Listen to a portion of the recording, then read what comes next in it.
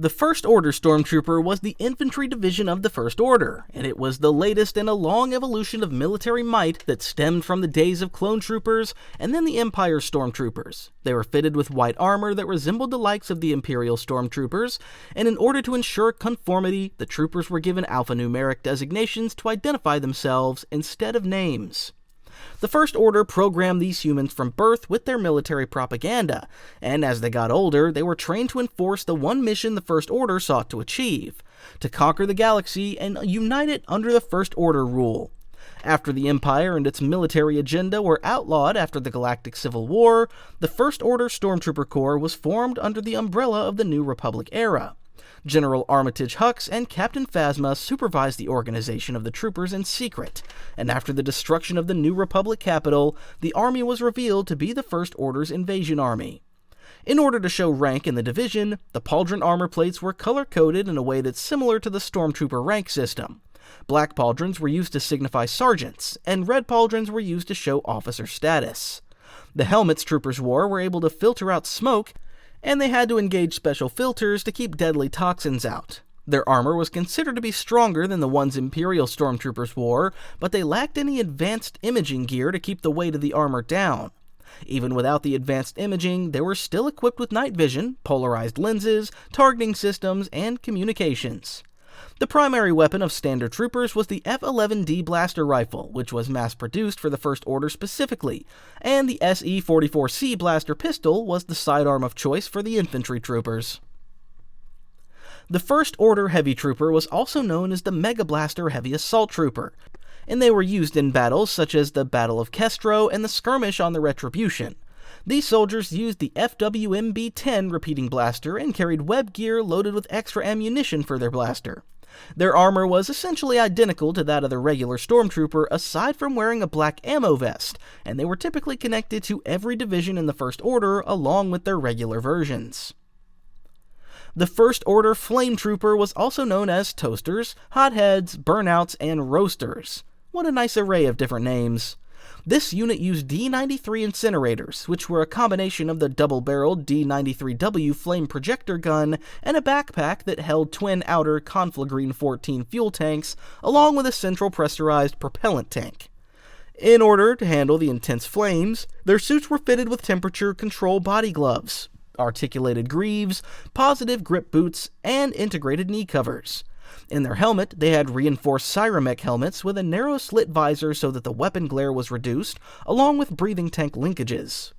This unit was fantastic at flushing out trenches of enemies, along with clearing the way for troopers in jungle-infested planets.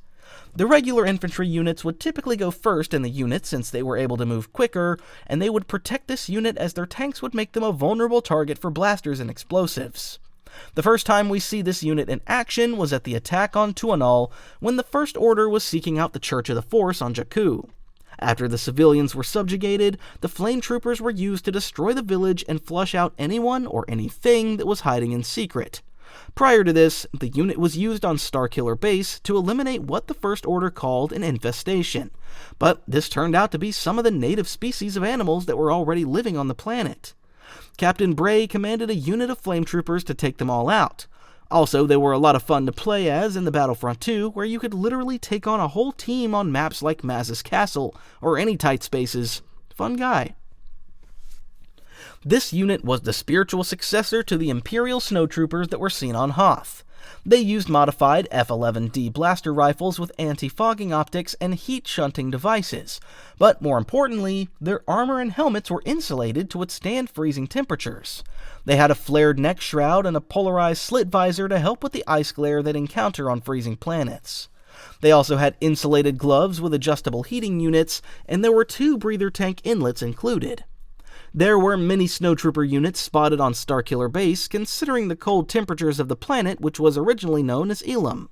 They were also present during the Battle of Crate, even though the planet itself wasn't covered in snow. Considering the additions to their armor, they were still well-suited to deal with the extreme conditions of the White Salt Flats. We also saw them searching Kijimi City as they occupied the planet, but they were pulled out before the planet was destroyed. The First Order Executioner was also known as the First Order Judicial Stormtrooper, and it essentially was created to perform the duty heard in its name. Whenever enemies of the First Order or traitors were given the death penalty, this unit was called in to execute the victim. This unit had a special carbon finish on their armor to show their specialization, and their serial numbers weren't broadcast so that they could remain anonymous. Instead of using blasters as a primary weapon, they used BL-155 laser axes, which caused the victim great pain during the execution. This unit was made this way to show how the First Order really felt about the crime of treason, and they typically carried out multiple public executions a day to enforce the First Order's hope for a more loyal military. This unit was considered as a test for troopers to see if they would make it within the Stormtrooper Corps. These units were also used to police other divisions to seek out anyone who was disloyal to the First Order. To become an executioner, one was randomly picked from the regular units for day-to-day assignments. In order to help keep their designation a secret, the trooper also had a vocoder built into the helmet to help disguise their voice, and this made sure that the only person who knew their identity was their commanding officer. This unit was seen aboard the Supremacy when Captain Phasma ordered them to execute Finn and Rose Tico after they were caught trying to disable the ship. The First Order Scuba Trooper was also known as First Order Underwater Stormtroopers, and they were clearly fitting for operating in aquatic worlds and biomes. This unit was fitted with rifles that were similar to DC-12U beam rifles, but were changed to work underwater. They were also fitted with flippers so that they could maneuver quicker and more efficiently underwater, and they had breathing apparatus that let them stay submerged for long periods of time. The only known appearance of this unit was during the occupation of the refueling station Colossus on the ocean planet Castellan. Here they went through aquatic patrols to find and destroy resistance members that were hiding. This unit was trained to specialize in aerial combat. This unit was similar to the jump troopers who were used in the Galactic Empire's ranks, but this unit was fitted with an NJP-900 jetpack, comlinks, and a G-125 projectile launcher. While all of them were fitted this way, there were different ones within the ranks of the jet troopers. Jet troopers who were deployed towards the end of the war with the Resistance had a more distinct helmet and chest armor with red markings and an Arabesh inscription. Typically, they were paired with First Order tread speeder drivers who wore very similar armor, and this unit would launch the jet troopers from their vehicle. During the Cold War, there was a variant who wore a Stormtrooper helmet, a control box, and used F-11D blaster rifles though, and yet another variant was known to wear a dark-colored jetpack and could perform their duties in the vacuum of space for deep space exploration and domination. Many jet troopers were paired with Flametroopers during the mission to Ovanis, where they encountered Poe Dameron and his Black Squadron, while they were searching for Lor San Tekka, but they were defeated. Another unit was defeated by the Resistance when they took Lor San Tekka during the rescue mission in the Great Forvine Nebula. Finally, a very active unit was paired with the tread speeder drivers on Pisana while Poe, Finn, and Rey were searching for the Sith Wayfinder outside of the festival. This unit was also a favorite of players in the Battlefront 2 video game, where many specialized units were featured from the First Order era. Also, once again, if you've played Battlefront 2, you know that they're an absolute menace, and literally one of the strongest reinforcement troopers you could play as. Also, they're the reason for this crazy scene in The Rise of Skywalker. Oh, they fly now! They fly now! They fly now! The First Order Raiders were skilled hunters whose main purpose was in finding and acquiring ancient Sith artifacts for Supreme Leader Kylo Ren. This unit was very similar to regular Stormtroopers in the fact that they used pauldrons as a way to show their rank, and they also wielded the standard-issue F-11D blaster rifles. One difference in their armor is the fact that they had a gray macroscope magnetically attached to the backside of their armor. Essentially, their armor looked to be an evolution of the clone paratrooper and the Imperial Purge Trooper gear. But space was added to their armor to allow rank pauldrons. Agent Wraith was considered to be a commander of a First Order Raider unit, and he had an orange pauldron to dictate his rank. This unit was made up of specialized hunters who could track down ancient relics. In the year 34 ABY, a group of raiders were used to follow Mika Gray, an archaeologist on Vargos 9 who hoped to find an ancient Sith relic that she wanted to keep out of the hands of the First Order. During this venture, the raiders ran into Toradosa and Freya Fenris from the Resistance animated series, but they didn't realize that they were part of Team Colossus. While some of the raiders captured and questioned Tora and Freya, 2 other raider troopers came across 4 more members of the Colossus Resistance, and after bringing everyone together, a battle ensued that left the raiders and the rest of their squad electrified and neutralized.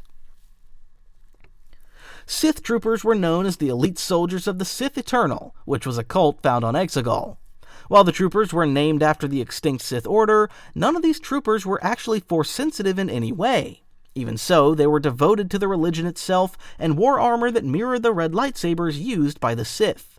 Sith troopers were considered to be some of the most loyal and obedient soldiers in the First Order, but only the best of them were considered to be sovereign protectors stationed in the Sith Citadel. Sith troopers were trained and waited to be deployed after Darth Sidious's return to power, but they were destroyed during their first battle with the Resistance, where the Final Order was destroyed along with Darth Sidious. This trooper excelled in speed and advanced weaponry, as they were trained to hunt down and mercilessly kill enemies of the Sith religion. To make sure that the troopers never showed any signs of free will, they were flash-trained and conditioned in ways that were even more extreme and advanced than the way the Kaminoans dealt with clones. This unit was meant to be more obedient and almost droid-like compared to other units.